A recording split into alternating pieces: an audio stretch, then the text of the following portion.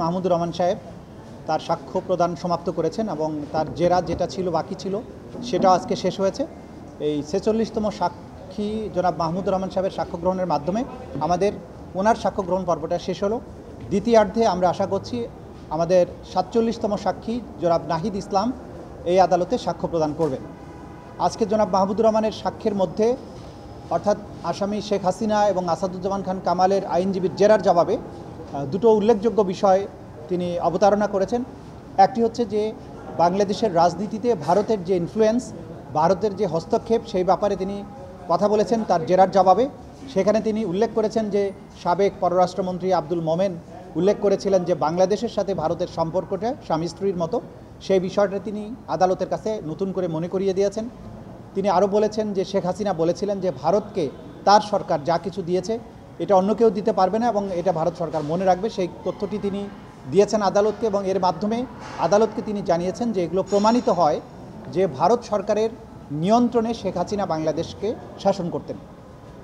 দ্বিতীয় যে বিষয়টির অবতারণা তিনি করেছেন তার জেরার মধ্য দিয়ে সেটি হচ্ছে যে পূর্বে এই আন্তর্জাতিক অপরাধ ট্রাইব্যুনালে যে বিচার প্রক্রিয়াটা হয়েছে, বিশেষ করে আব্দুল কাদের মোল্লা সাহেবের রায়ের ব্যাপারে তিনি উল্লেখ করেছেন যে সাবেক প্রধান বিচারপতি এস.কে সিনহা তার ব্রোকেন ড্রিম এই বইয়ে উল্লেখ করেছেন যে এই বিচার পর্বের ব্যাপারে যে একটা রায়কে রেট্রোস্পেক্টিভ ইফেক্ট দিয়ে পরবর্তী সময় অ্যাপেলেট ডিভিশনে গিয়ে আইনকে রেট্রোস্পেক্টিভ ইফেক্ট দিয়ে তাকে যে মৃত্যুদণ্ড দেওয়া হয় এবং এই ব্যাপারে যে সরাসরি হাসিনার হস্তক্ষেপ ছিল, এই কথাগুলো যে ব্রোকেন ড্রিম বইয়ে এস.কে সিনহা উল্লেখ করেছেন সেই কথাটাও তিনি আদালতে উপস্থাপন করেছেন এবং তার মাধ্যমে তিনি পূর্ণাঙ্গ একটা সাক্ষ্য এই আদালতের কাছে তুলে ধরেছেন।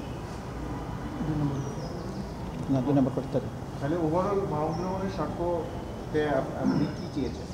মাহমুদুর রহমান সাহেবের বক্তব্যে উনি যা বলার কথা ছিল তিনি সব কিছুই বলেছেন। বাকিটা মূল্যায়ন করবেন আদালত। তিনি একটা সরকার কিভাবে এই গত ১৬ বছরে আওয়ামী লীগ সরকারের যে আজকের মানবতা বিরোধী অপরাধের বিচারটা হচ্ছে, তারা কিভাবে গণহত্যা চালালো, কিভাবে মানবতা বিরোধী অপরাধ করলো, এটা তো শুধুমাত্র হঠাৎ করে যে জুলাই আগস্টে তারা মানবতা বিরোধী অপরাধ করেছে তা নয়। একটা গণতান্ত্রিক উপায়ে, সেই গণতান্ত্রিক উপায়টা কতটা প্রশ্নবিদ্ধ ছিল সেটা ভিন্ন কথা, কিন্তু তারা নির্বাচিত সরকারের নাম করে এসে নিজ দেশের জনগণের উপরে যে হত্যাকাণ্ড চালালো সেটার পেছনের পটভূমিটা কী ছিল এবং আসলে আওয়ামী লীগ সরকারের চরিত্র কী ছিল, তারা কি আসলে গণতান্ত্রিক ছিল কিনা, তাদের যে মানবতা বিরোধী হওয়ার যে উপাদানগুলো তাদের চরিত্রের মধ্যে আগে থেকেই ছিল, তাদের শাসন ক্ষমতা ছিল শক্তির জোরে পরিচালিত, তাদের শাসন ক্ষমতায় অন্য রাষ্ট্রের আধিপত্য ছিল, প্রভাব ছিল, নিয়ন্ত্রণ ছিল, এই সব জিনিসগুলো তুলে ধরার মাধ্যমে তিনি জুলাই আগস্টের যে সংগঠিত মানবতা বিরোধী অপরাধ তার পেছনের প্রেক্ষাপটটা তুলে ধরে এই পুরো বিষয়টাকে স্পষ্ট করেছেন জাতির সামনে। তো এটাই ছিল তার বক্তব্য এবং তার বক্তব্যের মাধ্যমে আমাদের সাক্ষ্যগত যে বিষয়গুলো প্রয়োজন ছিল এই মামলায় প্রমাণ করার জন্য সব কিছুই এসে গেছে বলে আমরা বিশ্বাস করি। জনাব নাহিদ ইসলাম আজকে সাক্ষী দিবেন। আমরা আশা করছি যে ওনার সাক্ষ্য গ্রহণ সমাপ্ত হলে আমাদের যে সাধারণ সাক্ষী তাদের সাক্ষ্য গ্রহণ আমরা হয়তো অন্য কোনো সাক্ষী আমরা প্রডিউস করব না। এরপরে আমাদের তদন্তকারী কর্মকর্তা যিনি তার সাক্ষ্য গ্রহণের মধ্য দিয়ে এই মামলাটা ক্লোজিংয়ের দিকে যাবে বলে আমরা আশা করছি।